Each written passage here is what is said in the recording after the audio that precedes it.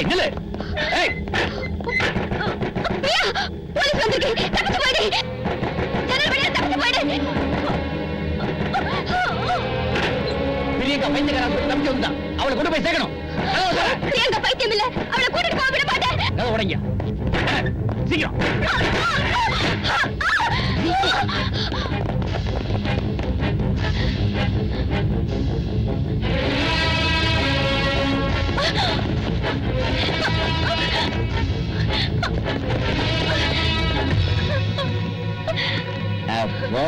ஒரு பொம்பளை என்கிட்டே ஆட்டம் காட்டுங்க. மரியாதையா வந்து இல்ல இழுத்துட்டு போக வேண்டியிருக்கும். சபாஷ்.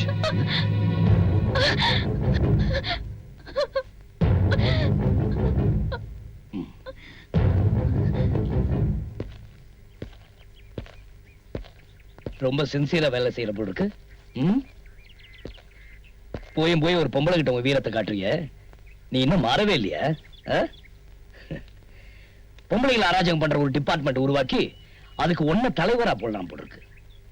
அப்படி பண்ணிட்டா இருக்க வேலை இல்லாம போயிடுங்கிறதுக்காக தான் ஒன்னு இன்ஸ்பெக்டரா வச்சிருக்காங்க.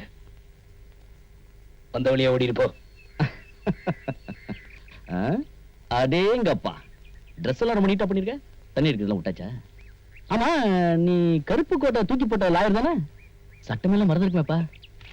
இதுக்கு பேரு அரெஸ்ட் வாரண்ட். நீ தள்ளிக்க, அந்த பொண்ணை நான் கூட்டு போனோம். ஹலோ, நீ கையில ஆட்டிட்டு இருக்கிய கவர்மெண்ட் பேப்பர், அதே மாதிரி இன்னொரு துண்டு என்கிட்டே இருக்கு. Stay order. இது இருக்கிற வரைக்கும் நீ பிரியங்கா அரெஸ்ட் பண்ண முடியாது. எப்படி மறந்து போன சட்டத்தை மறுபடியும் புதுப்பிச்சுட்டேன்னு பாக்குறியா? போ, யாருக்காக நீ ஜாலரா போடுறியோ அவங்களோட சேர்ந்து புதுசா ஏதாவது திட்டம் போடு. உன்னை பார்க்க வேண்டிய இடத்துல பார்க்கிறேன். எங்க வேணாலும் எப்படி வேணாலும் பார்க்கலாம். நீ ஒரு சாதாரண வக்கீல், என்கிட்டயே சவால் விடுறியா? இங்க பேர் ரவி, மலை தடிக்கு மனுஷன் விழறதில்ல, சின்ன கல் தடிக்குதான். பாத்தியா, இப்பதானே சொன்னேன். அர்ஜுன், என்ன ரவி? போடா, இங்க வேடிக்கை வச்சு போடா. போ, அழாது. இனிமே அழ போறது அவங்கதான்.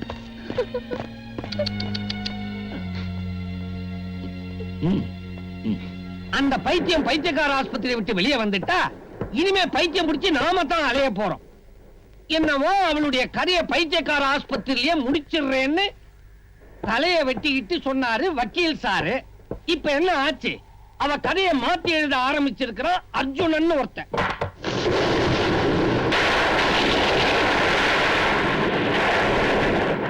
கொஞ்சம் பேசாம சும்மா இருக்கீங்களா? அவன் பொண்டாட்டி கேஸ்ல அவனை தோக்கடிச்சு அவன் வாழ்க்கையை சின்ன பின்னமாக்கி ஹைகோர்ட்ல ஒரு கட்டிடம் இருந்ததையே மறக்க வச்சு விரட்டி அடிச்சவன் நான். மறுபடியும் அவனுக்கு நான் யாருன்னு காட்டுறேன்.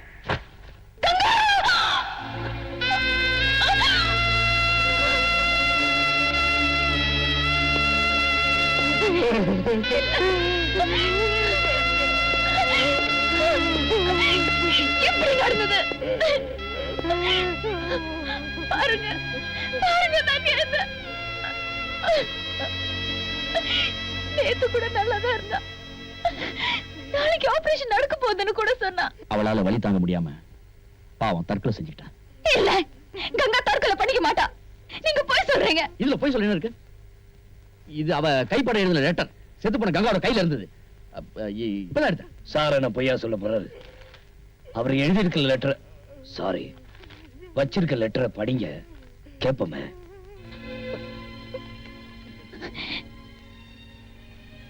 இனிமே என்னால வலி தாங்க முடியாது. வலி ரொம்ப அதிகமாயிட்டே இருக்கு.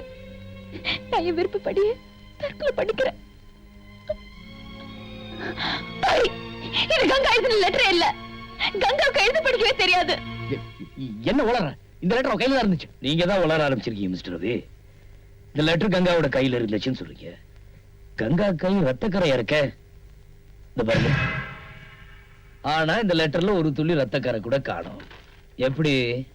இந்த மாதிரி தாறுமான கேள்விகளுக்கெல்லாம் நீ கோர்ட்ல பதில் சொல்ல வேண்டியதா இருக்கும். உன்னை வச்சே இதே மாதிரி ஒரு லெட்டரை கோர்ட்ல எழுத வைப்பேன். அதனால இப்பல இருந்தே உன் கையெழுத்தை மாத்தி எழுத கத்துக்க. அர்ஜுன், நீ அனாவசியமா ஒரு கடமை தவறாத போலீஸ் அதிகாரியை குத்தம் சொல்லிக்கிட்டே இருக்க. இதனால என்ன தெரியுமில்ல? தெரியும் மேன். உன்ன தெரியும், உன் கண்ட்ரோல்ல இருக்கிற போலீஸ் ஸ்டேஷனை தெரியும், அதுல நடக்கிற அக்கிரமங்களையும் தெரியும். ஏன் உன் எதிரிங்க கை கால கட்டி வச்சு அவங்க கிட்ட உன் வீரத்தை காட்டுறிய, அதுவும் தெரியும். ரவி, இந்த ஜூக்கு போயிருக்கியா? ஜூ அதான்ப்பா இந்த மிருக காட்சி சாலை.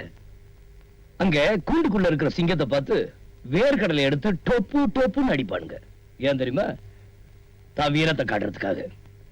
அதே மைதானத்துல இருக்கிற சிங்கத்தை சீண்டனா ஒரே அடி. அர்ஜுன், கத்தாத, தொண்டை கிச்சு கிச்சு கட்டிக்க போகுது. நான் கேட்கிற கேள்விக்கு நிறைய பதில் சொல்ல வேண்டியதா இருக்கும் கோர்ட்ல. ஒண்ணு அப்புறமா பாத்துக்கிறேன்.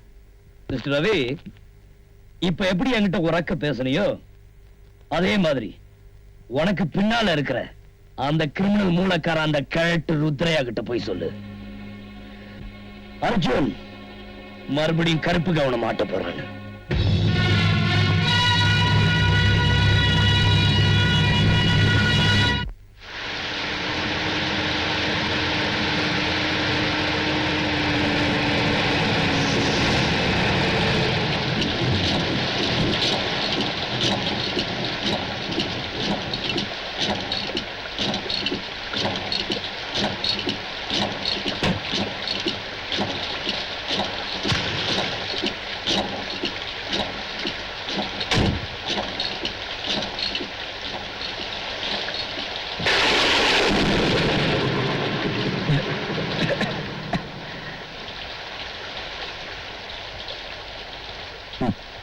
அர்ஜுன், நான் வெள்ளக்கொடியோட வந்திருக்கேன்.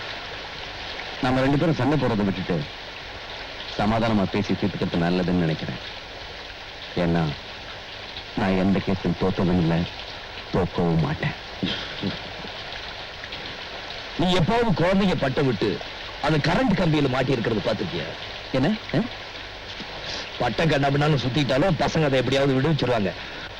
ஆனா பிரியங்காவை கோர்ட்ல ஏத்துனது மூலமா நீ ஹை வோல்டேஜ் கரண்ட் கம்பியில கைய வச்சிருக்க.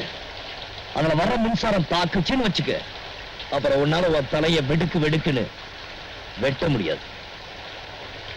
சபாஷ், திருமுழுக்க எரிஞ்சு போச்சு, ஆனா தீபம் மட்டும் அணையல. ஸ்ரீராம் உனக்கு 4 லட்சம் ரூபாய் வரைக்கும் தர தயாரா இருக்காரு. இந்த தொகை அந்த பொண்ணோட கற்பனையோட பரிசுல. தோக்க போற கேஸுக்கு இதை விட அதிகமான பீஸ் உனக்கு கிடைக்க போறதில்லை. ரொம்ப முன்னேறிட்டீங்க மிஸ்டர் சுப்ரையா. சட்டத்துக்கு வேலை பேசுற புரோக்கர் வேலை செஞ்சுட்டு இருந்தீங்க, இப்ப கொஞ்சம் இறங்கி தன்மானத்தையே வேலை பேசுற வேலைக்கு வந்துட்டீங்க.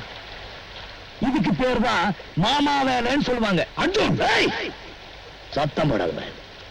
இந்த கேஸை இங்கே முடிக்கிறேன். கோர்ட் வேணாம், ஜட்ஜி வேணாம், வாய்தா வேணாம். தீர்ப்பு இப்பவே இங்கேயே செட்டில் பண்ணலாமா?